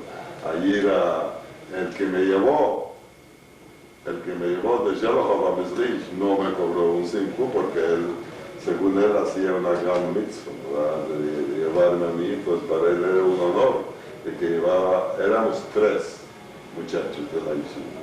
Uno era yo, el otro era, por cierto, un primo hermano suyo que vive ahora en Nueva York. Él sobrevivió al holocausto en Rusia. Se llama, yo no sé si usted lo conoce, se llama Shimachai. Bueno, él sí salió, él es shortcut, usted. Era una familia muy religiosa en Nueva Sí, York. sí, como su mamá, es de parte de su mamá. Y otro muchacho que se llamaba Regaman, es que yo menciono su nombre para contarle como un chiste para la yeshiva, y traíamos cartas del rabino y del rebo y del Rosh Yeshiva, de qué clase de alumnos éramos, que los tres éramos genios. Entonces el rabino dice, aquí hay muchos genios, todos somos genios. Pero uno no, la yeshiva no le daba comida, entonces uno comía todos los días en una casa, digamos, usted me daba el lunes, Frida me daba el martes, otra señora me daba el miércoles, y así comenzamos, ese era donde comía. Dormíamos también ante una familia, ¿verdad? Que nos dio una cama ahí, y le aseguro que no era, el cuarto no era aire acondicionado, y íbamos, la gente lo hacía eso por gratitud, no cobraba nada, yo no pagaba nada. Y más bien no solamente me dieron de comer, sino que me lavaron la ropa y la gente no cobraba nada sin conocerme porque yo no era ni del pueblo, ¿verdad? Pero resulta que en este pueblo que se llama Misri, aquí hay gente de Misri. Yo no pude conseguir los 7 días para comer y tenía 2 días que no podía comer. ¿Cómo comía yo? Que nuestros amigos, ¿verdad?, que yo le acabo de decir, ellos sí tenían esos días para comer. Entonces se echaron alguna comida en las bolsas y cuando llegaba a la yeshiva me dicen, mira, aquí tenés un pedazo de pan, aquí tenés té, se conseguía, sin azúcar, ¿verdad? Pero sí se conseguía, ¿verdad? Entonces yo dije, yo aquí no me quedo, yo quiero ir a Varsovia. Los yeshivas en Varsovia se sabía que daban no ese tipo de comida en Varsovia, sino que había cocina, ¿verdad?, para todos los alumnos. Entonces, uno de los muchachos, ¿verdad?, el que era primo suyo, no quería irse, dice que él se quedó. Pero el otro, se llamaba Regaman, él me dijo, yo me voy con usted, porque él tampoco, a él también le faltaban 2 días. 2 días de la semana no existían para nosotros. Entonces nos fuimos los dos a Varsovia. Yo lo escribí a mi mamá, mandé la carta no por correo, sino por gente que viajaba, que vinieron al mercado, día del mercado, y llegamos, y me conocía, digo, mire, yo me voy a llevar esa carta a mi mamá. Y él dice, claro, con mucho gusto. Y yo decía, mándame la carta para irme de aquí a Varsovia. Yo sabía que tenía 2 tíos en Varsovia, hermanos de mi mamá, entonces me fui a Varsovia con el otro muchacho. Ahí entramos en 2 yeshivas diferentes. Yo entré en una yeshiva hasídica, que era, pues sería una historia larga decirle cómo entré en esa yeshiva, ¿verdad? Porque no era muy fácil entrar. Es como decir aquí, yo quiero entrar a Howard. Howard no es fácil, no todo el mundo entra a Howard, ¿verdad? Pero yo fui con cartas de los rabinos y todo, y el Rosh Yeshiva los leyó, y con intervención de otra gente me aceptaron. Y ahí yo estaba en el paraíso, porque ahí se dormía. No solamente, ahí yo no quería dormir, porque en Varsovia no había necesidad de dormir en la yeshiva, sino uno se alquilaba a las tiendas de ser vigilante de noche y me pagaron un sueldo. Yo ganaba, creo, 14 zlotys, lo que sería 14 coronas al mes. Y además de eso, la señora y la pareja, que eran dueños de una tienda de calzado, por cierto, ¿verdad?, en uno de los principales calles, me dejaron siempre buena comida, frutas y todo, porque para ellos era un honor de que un muchacho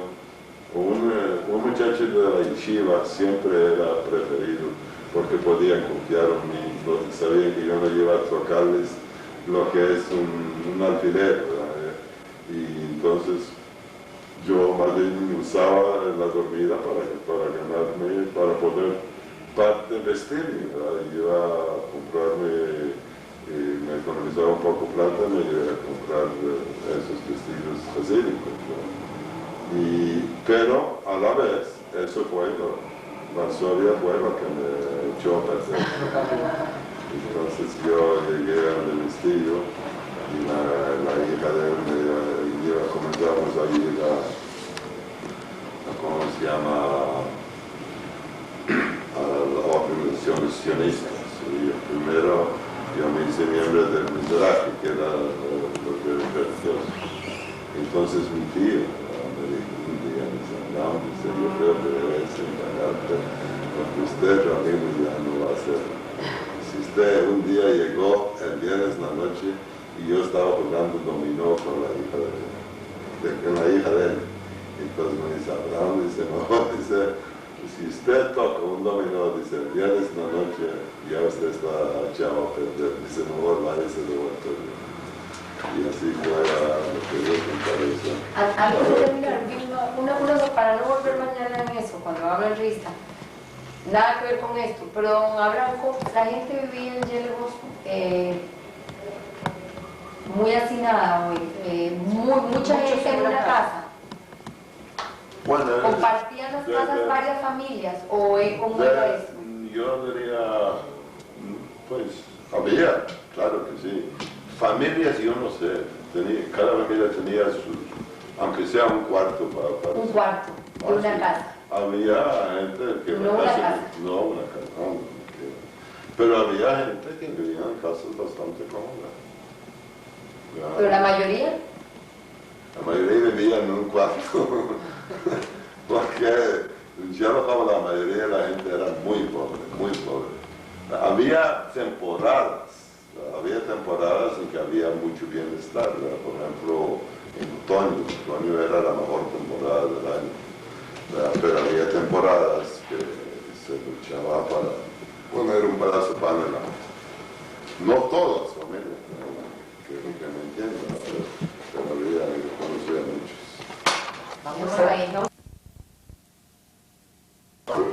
Socialista. Y yo no diría que estaban entre los cuatro, que estaban divididos por igual,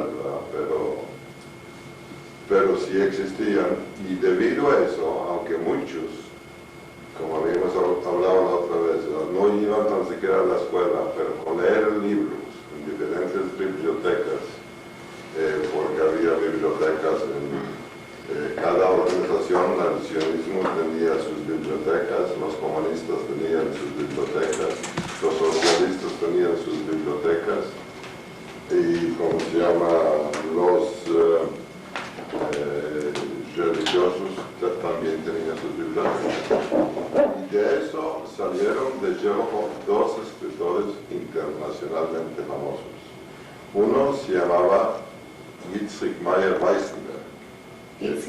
Yitzhak Meyer Weisenberg, que sus libros todavía hoy, si por ejemplo yo me he convencido cuando voy a Nueva York, yo he leído todo lo que él ha escrito, pero yo voy a la biblioteca en la calle 42, que es la biblioteca más grande del mundo, ¿verdad? Y tiene un departamento en Yiddish.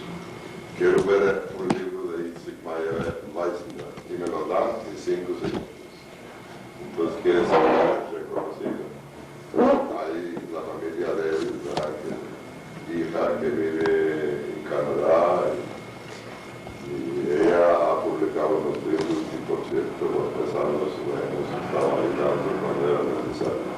El segundo escritor que era muy famoso también, que era más poeta que escritor, se llamaba Yehiel Levi. Lere quiere decir, el apellido es Lere. Lere. Sí, exactamente. Él escribió unas bellezas. En primer lugar, escribió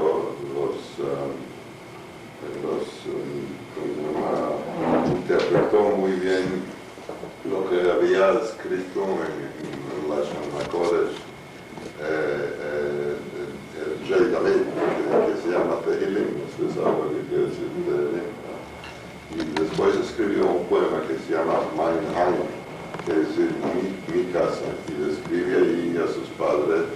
su madre, a sus hermanas, que algunos emigraron porque también un hermano de él fue general en Israel, un general muy famoso. Y una hermana vivía en Colombia. Y un cuñado de él también fue escritor, que se llamaba Polanski, pero no de la calidad de esos dos. Esos dos eran excepcionales. Se podían comparar con Shulamash, ustedes van a ver, Shulamash era un escritor muy famoso, no de Sherlock, pero en el mundo judío era pues, uno de los más famosos. Se le comparaba con Shulamash, se le comparaba con Mendelssohn, se le comparaba con Pérez, porque esos eran gente de una calidad excepcional. Eran famosos en esa época también. Eran muy famosos, eran muy famosos. ¿Y qué otra cosa había? ¿O teatro y show? ¿Qué otras cosas Exactamente, había? había grupos de teatro, y algunos actores salieron muy buenos que los contrataron para los teatros de Varsovia. Y se llevaba a cabo muchísimas obras teatrales como Barkov, Schurlamit, que no sé si ustedes han oído de estas obras, que son dos obras, son operetas judías. Barkov, ustedes conocen la historia de Barkov. Schurlamit también era uno de los esposos de una familia de la Kiva. Yo me acuerdo de muchísimos. Las presentaban en tiempo. Eso es en lo que concierne la ciudad de Sherlock. Además, a Sherlock vino cada rato una diferente organización. Trajo gente, escritores, gente que daba conferencias muy famosos y había salones especiales, ¿verdad? Y aunque, por ejemplo, había un salón, ¿verdad?, que se llamaba, yo lo digo en yiddish, de Polish casa. Entonces, ustedes saben lo que es de Polish casa, que es la casa polaca. Entonces, parece que no pertenecían a los judíos, pero no era así. Nosotros lo usamos más que los polacos. Y vinieron muchísimos, desde chiquillo, desde que yo tenía 8 años, ¿no? Y ni siquiera, desde luego, que no tenía ni plata como entrar porque se cobraba para oír esas conferencias. De alguna manera, o me metía sin que me vieran, o de alguna manera que yo llegué, no es solamente yo, muchos como yo. Lo mismo era con teatro, yo vi muchísimas obras teatrales. Y a veces, como dicen, para la anécdota, entonces necesitaban un sombrerito judío. Entonces yo le digo, yo le presto el sombrerito, pero si me dejan echar de la obra. Así es que en Sherlock existía mucha cultura, muchísima cultura. ¿Y la parte deportiva que usted nos La parte deportiva había, en mis tiempos, había un equipo de fútbol, el mismo fútbol que se juega aquí, que era netamente judío. Eso era solamente jugadores judíos, en los cuales yo quiero mencionar, si algún día alguien lo oye, ¿verdad?, que jugó con Simón Feinzig, era uno de los principales, de las estrellas de aquel tiempo. Y también de los que están aquí en Costa Rica. También los polacos, cuando tenían sus equipos de fútbol, y cuando necesitaban reforzarse, pidieron al equipo judío, ¿verdad?, que les prestara cualquier jugador. También había corredores de lo que se llama, ¿cómo se llama ese deporte? Atletismo. No, atletismo, yo voy a llegar a parte, pero ese es, ¿cómo se llama con lo que se corre? 24 millas, maratones. Para enseñarles, ¿verdad?, para darles una idea, ¿verdad? Es posible que ningún judío nunca llegó de primero. Pero yo me acuerdo de un maratón, ¿verdad?, que, por cierto, de lo que habíamos hablado en el principio, un muchacho polaco llegó de primero. Y todo el mundo lo aplaudió cuando llegó, que era una cosa, ¿verdad?, bonita. Después, el segundo, llegó el hijo del boticario, que usted fue a buscarlo, que se llamaba Henry, yo no me acuerdo rabino, es que se me olvida, los nombres a mí se me olvidan muy rápidamente. Y como el quinto llegó y a todo el mundo los aplaudió, como el quinto llegó un muchacho judío. Entonces uno de los que organizaron ese maratón, cuando llegó al quinto lugar, dice, ya no hay necesidad de aplaudir más. Esa era la muestra como ahí se sentían por los judíos. También se practicaba carreras de bicicleta. Y que nosotros, los judíos, también tomamos parte, ¿verdad? Y a veces se ganaba y a veces no se ganaba. Así es que la verdad, además de eso, voy a usar 2 segundos más. En todos los clubes, ¿verdad? En los clubes sionistas donde llegaba, había mesas de ping-pong, se practicaba ping-pong.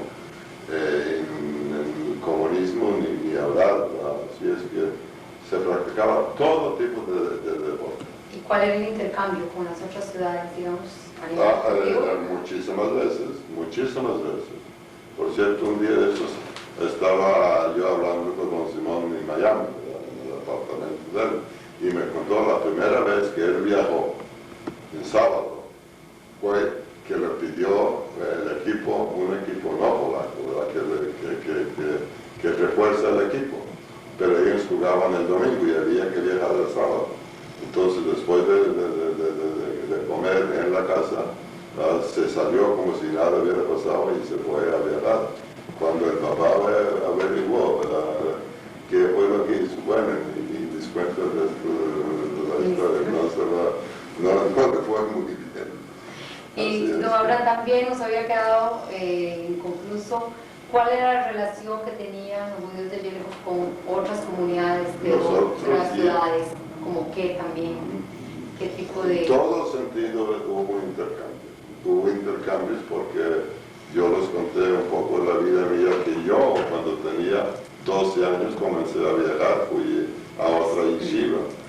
Otros fueron a buscar hasta trabajo y muchos se fueron a Varsovia, que era la ciudad más grande, y ahí algunos lo hicieron y otros no lo hicieron, tuvieron que devolverse.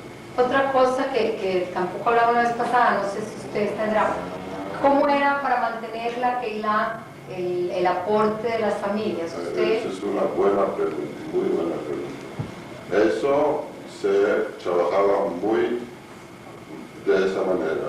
La Keilah era gente que fueron escogidos, ¿no? Se votó por ellos, ¿no? Y cada, no grupo, sino cada, ¿cómo diría?, organización, como los sionistas, ¿no? Eran organizaciones ideológicas, ¿no? Tenía sus candidatos. Y una vez elegidos, se sentaron a la mesa y pasaron una lista de cada candidato, no, de cada familia, de cuánto más o menos se podía calcular y tuvieron que pagar ese impuesto que se llamaba en Yiddish etat. Etat, así se llamaba. Porque hay un dicho, yo no sé si ustedes no han oído, usted tal vez lo ha oído en su casa, Deus sub nishkanetat ot nishkataya. Usted sabe que el que no paga el impuesto no tiene opinión, ¿verdad? Y lo que aprobó la Keilah, se pudo hasta embargar la cama, ¿verdad? Para que paga con la fuerza del gobierno no polaco. El gobierno no era exactamente polaco, porque en la municipalidad había muchos judíos y polacos, ¿verdad?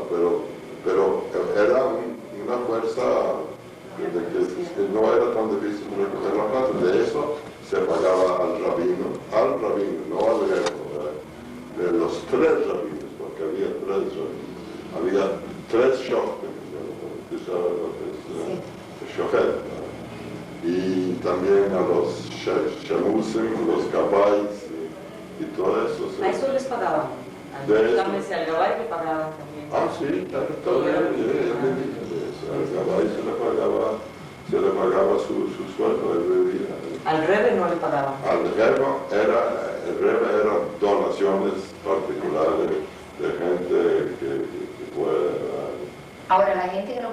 no pagaba, por supuesto, o más o menos era generalizado. Bueno, yo creo que había algunas personas que no pagaban nada porque no podían, pero eso ya había que hacer solicitudes y todo. Yo quiero agregarle algo. Yo estuve en la directiva del Centro Israelita, como ustedes están ahora, más de 25 veces, 25 años. Y el sistema que aquí se implantó fue idea mía. No es que yo lo inventé, porque como usted puede oír, y ahí yo traigo esa idea desde que vine de Polonia, ¿verdad? De hacer categorías diferentes, igual como se usaba en Polonia, porque en el principio aquí en Costa Rica era, que yo me acuerdo, se pagaba 2 colones al mes, ¿verdad? Todo el mundo por igual, pero yo siempre luchaba, ¿verdad? Y por cierto, había muchos que se opusieron a esa idea de que se pague según cada persona que pueda, que no era justo que mi hijo pague igual que yo, porque yo no gano ni la 10ª parte de lo que gana él, y yo lo logré, ¿verdad? Pero lo que pasa es que lo echaron a perder. ¿Por qué no? ¿Sabe por qué digo que lo echaron a perder? Porque la idea mía era 4 categorías. Y yo llegué a ver en el centro 25 categorías. Ahora ya estamos parecidos. Ahora lo retomamos más adelante para no perdernos de lo que estamos hablando. Yo creo que de la parte cultural no hay tal vez nada, alguna otra anécdota o algo que se para poder seguir. No, pero era una parte muy fuerte. Es la parte del pueblo de donde yo vengo, de Sherlock, lo cultural era lo más importante. Lo poco que yo conozco no creo yo que lo aprendí, sino de leer de las diferentes bibliotecas, de oír conferencias, de todas esas cosas. ¿Ya? Uno llegó a saber que existía Shakespeare, de que había Sócrates, y que podría dar la lista. De eso se hablaba mucho. Otra de las cosas que eran muy populares en el pueblo nuestro era casi todos los sábados en la noche, sábado en la noche, se decía lo que se llama, voy a usar la palabra en Yiddish, y después yo lo interpreto, que quiere decir Akestelgespräch. Akestelgespräch quiere decir una discusión de caja. ¿Qué era una discusión de caja? Usted lo encontraba en todas las organizaciones. Usted llegaba, yo llegaba, Vilma llegaba y hacíamos preguntas. Y había un comité de 3 personas que contestaban esas preguntas, ya sean culturales, ya sean de la vida del pueblo y todo, y eso era muy interesante. No religioso. También religioso, porque había mucha gente que no entendía por qué razón no se puede hacer esto y esto y eso y lo otro. Entonces había alguien, especialmente en las organizaciones religiosas. Por ejemplo, en el sionismo había una organización muy religiosa que era el Mizrahi, ¿verdad? Eran sionistas. Hasta, si usted se acuerda que yo le dije, hasta entre los comunistas había mucha gente religiosa. No eran como la idea del comunismo, pero no, que no le quiten su religión. Y para escoger las personas que podían ser los que contestaban a las preguntas, sí, tenían gente muy preparada en cada una de las preguntas. Desde luego, había gente preparadísima, había gente que era... Usted ha estado en Israel varias veces, usted conoció, por ejemplo, a Friedman, Paul Friedman. Usted por lo menos ha oído hablar con él, si no lo conoció. Él vino a Costa Rica, él era una persona muy preparada, como se llama Arian Ben Shalom, era una persona muy preparada. Los Weizmann eran todos, les estoy nombrando nombres que yo los conocía desde Polonia y usted los conoció después. Le puedo nombrar muchísimo. Ellos dirigían entonces esas conversaciones. No, ellos no dirigían, se les escogía. Es el mismo sistema. Le voy a decir que nosotros, ustedes lo usan, por ejemplo, cuando escogen para Dintoras, escogen a Manuel Wasserman, a Jared Fishman y a Rogelio Rubinstein. Así ustedes, no me refiero a ustedes en particular, no lo inventaron, eso viene de Polonia. Se escogían 2 o 3 personas, ese es el comité cultural, y ellos tenían a cargo todo esos trabajos. Lo mismo se escogían las organizaciones, ¿verdad? Los comités deportivos, ellos son los encargados de ver de que haya deporte, ¿verdad? Y todas esas cosas. Y así, ¿verdad? Nosotros no nos quedamos muy atrás del resto del mundo. Polonia, el judaísmo polaco, no yo lo producía en aquel año, en aquellos tiempos, atletas, volviendo a los deportivos mundiales. Había un boxeador que se ganó en Alemania, que eran los olimpiados en los años 34, el campeonato mundial del cierto peso, que Hitler no le quiso dar el trofeo que se le había ganado. Había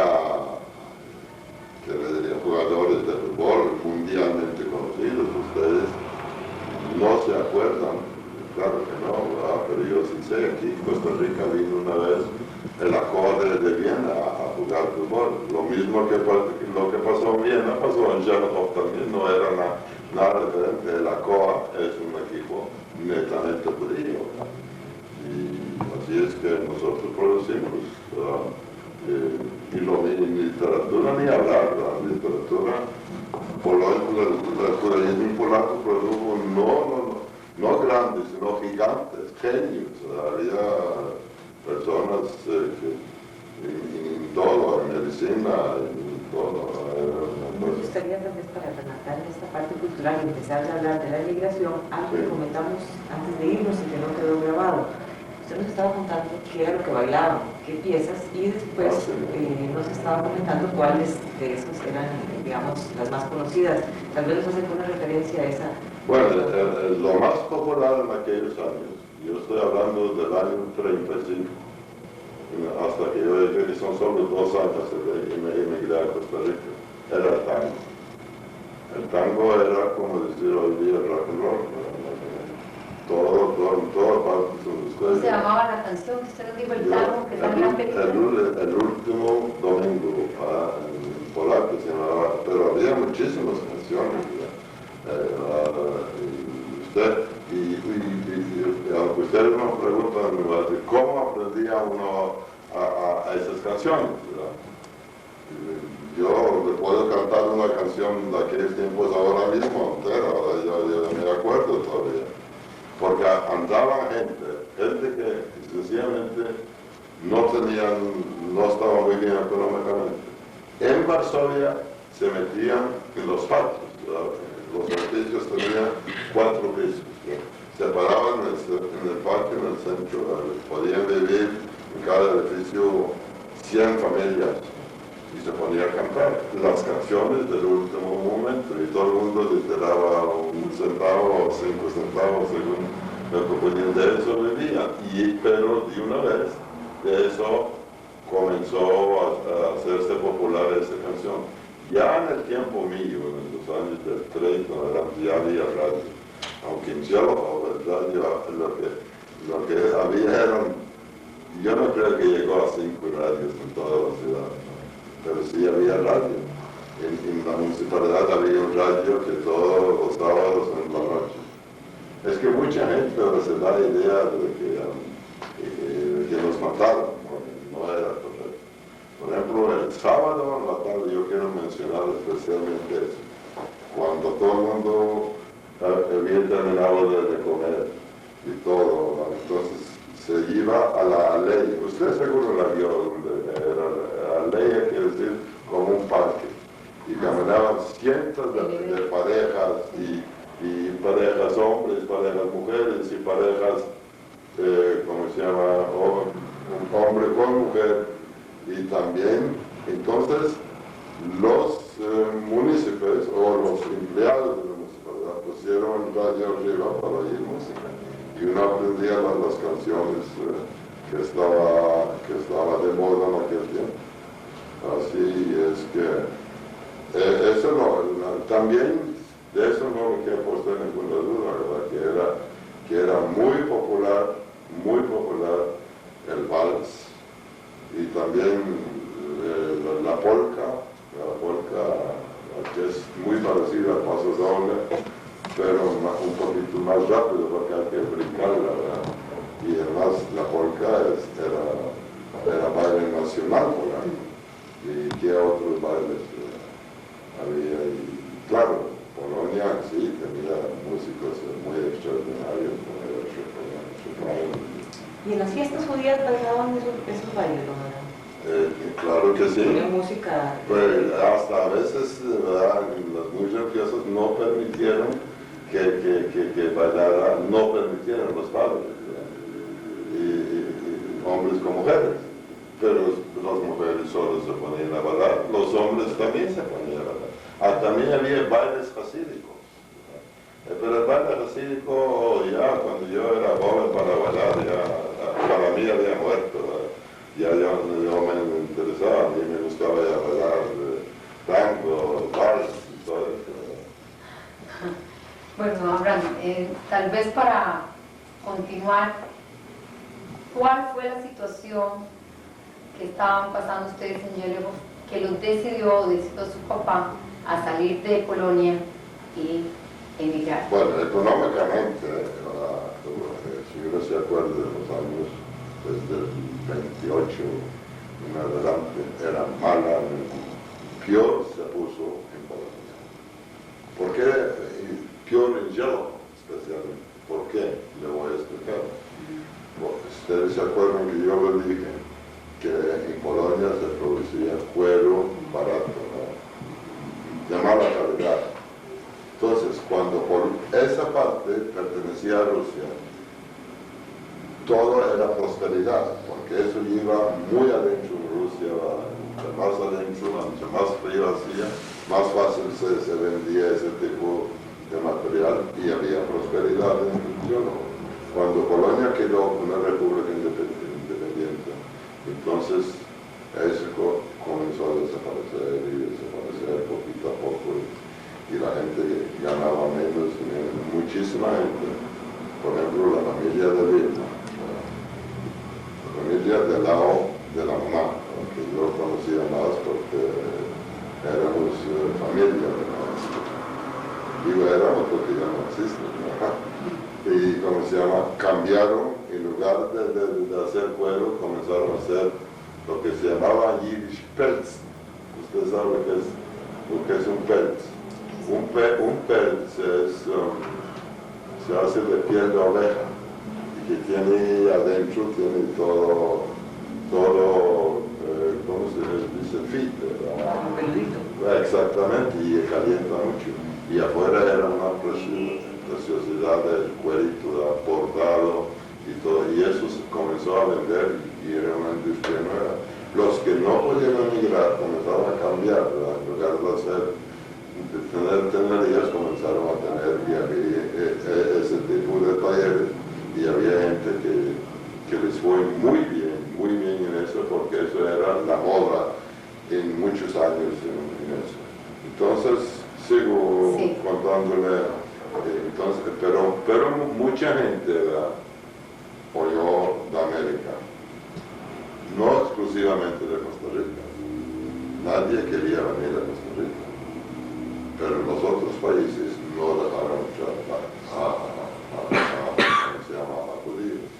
Los Estados Unidos tenían una cuota que les voy a contar una anécdota, ¿verdad? Lo que era la cuota que el famoso escritor Shlomo Aleichem, que escribió Hidden Jew, no es un libro Hidden Jew, sino es una composición de varios libros que alguien en Hollywood lo arregló y hizo la obra. Entonces le mandaron una cuota para que venga a vivir a los Estados Unidos, los judíos americanos.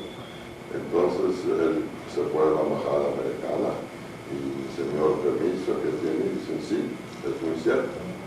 Entonces, pero dice, tiene que esperar 14 años, 7 días y 20 horas, dice. Entonces él, como él, ustedes han visto, conocen lo que es Shlomo Aleichem, dice, bueno, y yo cuando vengo, en la mañana o en la tarde, dice. Y entonces no dejaron entrar. A Argentina no dejaron echar judíos, porque a Argentina era el segundo lugar donde los judíos de Polonia querían emigrar. En Argentina había una comunidad ya con medio millón de personas, muy activa, con periódicos judíos y literatura judía, ya producía escritores y todo. Y yo no sé si ustedes saben quién comenzó la inmigración argentina. Fue un señor que se llamaba Moisés Montefiore, inglés. Todavía hoy, el pueblo donde él compró cantidades enormes de tierras para regalárselos a los judíos. Se llama Moses. Don Abraham, para no... No, pero yo quiero llegar a cómo, por qué fuimos a Costa Rica, Sí, por qué ok. vinieron. Entonces, y el tercer lugar era Colombia. Colombia era muy famoso, ¿verdad? Todo el mundo quería ir a Colombia. Colombia se suponía que era un país de futuro. Colombia cerró sus puertos a los judíos, no lo va a entrar a ningún país. Ya desde estos años, especialmente desde el 35, de vez en cuando entraba uno porque tenía familia, pero migración en masa lo cerró. Y el único que estaba un poco abierto era Costa Rica, un país sin futuro. ¿Y quién les contó? ¿Cómo averiguaron Pues yo ustedes? en Varsovia había un señor que se llamaba Eugene, si no me recuerdo el nombre, Eugene, claro, era judío, desde luego. Y entonces él era como hoy día una agencia de viajes, así era él.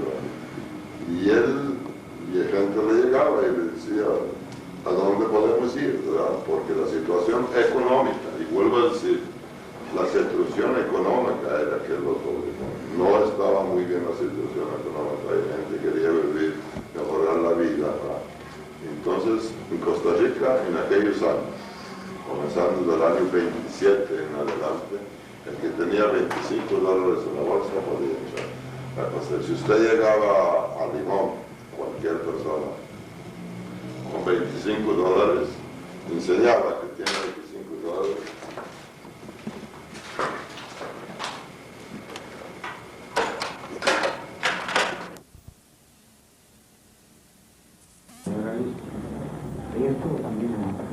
Hoy es jueves 5 de mayo de 1994. Estamos entrevistando al señor Adolfo Brüten. Entrevistan Miriam Brüten de Sonsinski y Mario Rosenzweig.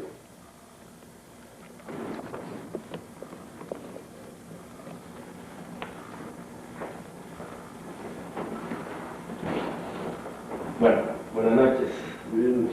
Como habíamos hablado hace varios días, queremos hacerle una entrevista para un museo de la historia de la comunidad que estamos haciendo. Le vamos a hacer una serie de preguntas guía con tal de que nos dé su testimonio, su historia de su vida. O sea, lo que nos interesa es su testimonio en general. ¿Aló? ¿Sí? Hola. Bueno, continuamos después de esta interrupción telefónica. Como le decía Zaidi, la idea es que nos dé su testimonio, o sea, su historia, que se sienta cómodo, o sea, no se sienta presionado, usted puede hablarnos de lo que quiera y como quiera de su historia.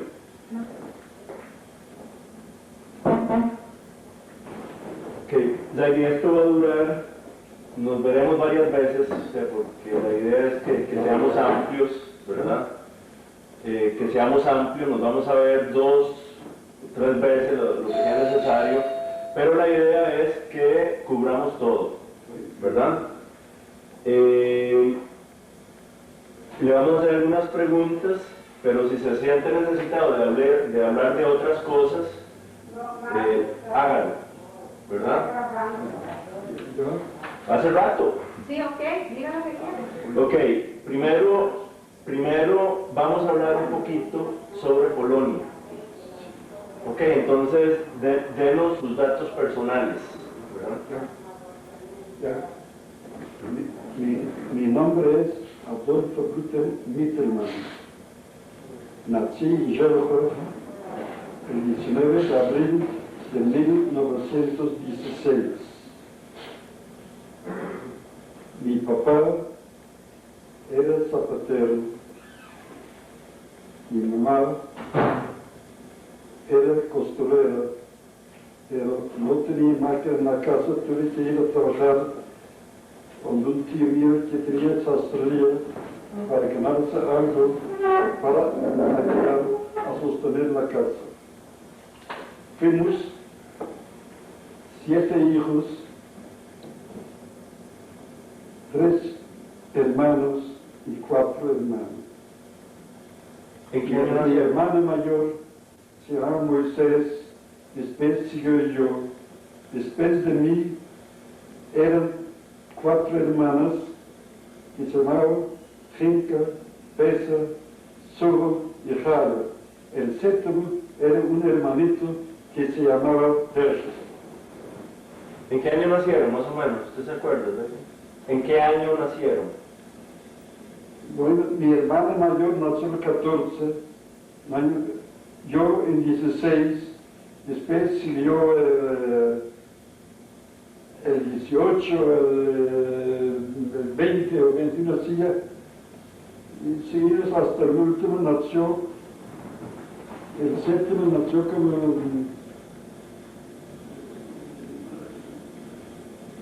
el 20.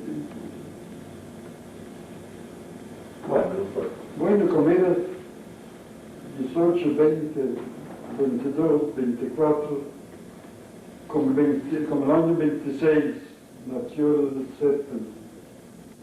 Dígame una cosa, ¿todos nacieron en Yellowknife? Todos nacieron en Yellowknife, sí. Ajá.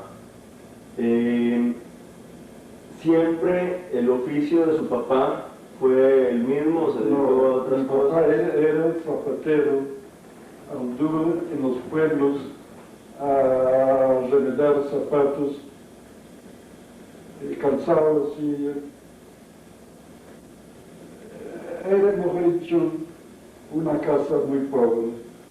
Mi mamá tuvo que ir a trabajar para ayudar entre los dos para sostener la casa, porque fuimos 7 hijos, y todos muy jóvenes. Yo, a los 13 años, ya tuve que ir a empezar a un oficio, a aprender un oficio. Fue a aprender para ser sastre. En aquella época explotaron mucho. Yo fui a un año a ser un aprendiz, pero no me enseñaron nada casi, solo mandados de hacer el aseo de la casa. ¿En qué año fue eso? ¿Usted se acuerda? Esto fue cuando yo tenía 13 años, como nací en 16, no sé cuál año es. En el 29. ¿Ah? En el 29.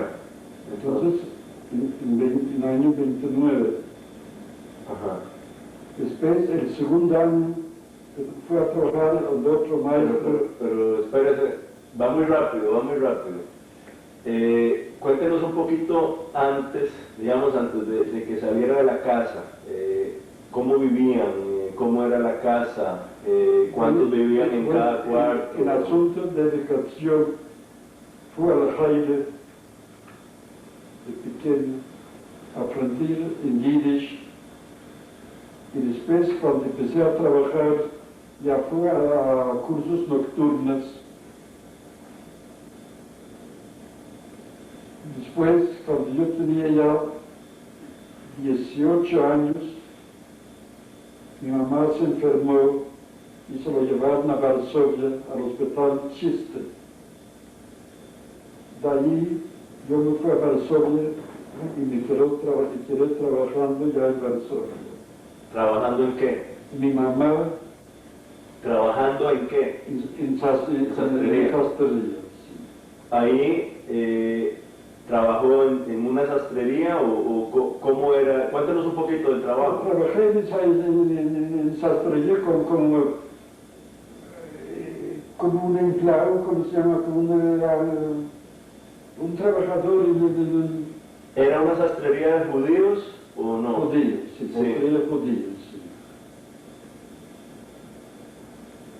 Mi mamá, como estuvo en el hospital, allá le dieron el alto, la salida, como ya estaba curado, pero como era el invierno, se fue del hospital para la casa de mis aires que vivía en Varsovia. Allá en un coche, no un coche, un carro como ahora, un coche de caballos, ¿cómo se llama? Atroschka en Yiddish. Allá se resfrió en el camino y se metió en la cama. El día siguiente lo llevaron para Jelokov y se metió en la cama y ya no salió de la cama y murió. ¿Qué edad tenía su mamá? 42 años, el niño más cuando murió. Ajá.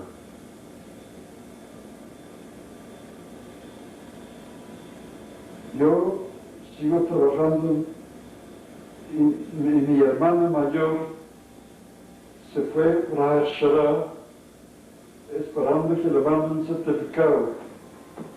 Se fue junto con el hermano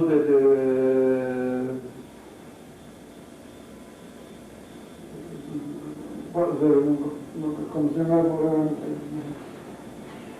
Con el hermano Feindesich. Con el hermano de Simón Feindesich se vino a Shara. ¿A dónde era la Akshara? En Pinsk. Entonces, si se iban de Akshara, ¿pertenecían a algún movimiento sionista? Sí, él pertenecía a Shomer Atzaya. Ajá. ¿Usted participó en la Shomer? Usted participé ya en la organización de izquierda. Pero la misma organización.